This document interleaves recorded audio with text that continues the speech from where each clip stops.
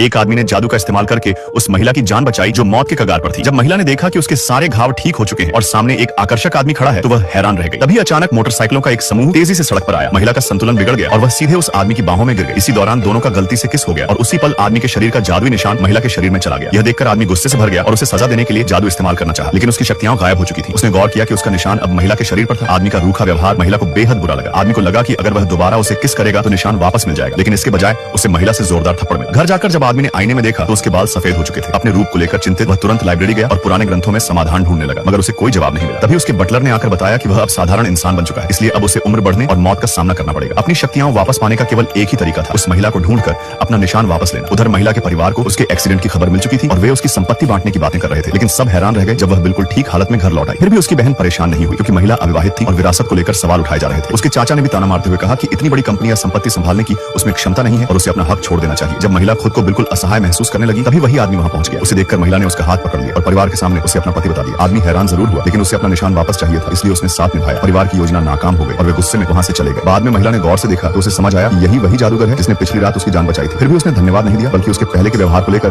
उसे डांटने लगी और घर से निकालने की कोशिश की। अभी जैसे ही दोनों का संपर्क हुआ महिला के शरीर का निशान चमकने लगा और आदमी को अपनी जादुई शक्तियां वापस महसूस होने लगी। महिला कुछ समझ पाती उससे पहले ही आदमी ने जादू से उसके हाथ की किताब तोड़ दी। तब महिला को एहसास हुआ कि वह कोई साधारण इंसान नहीं है और उसे उलझना उसके लिए ठीक नहीं होगा।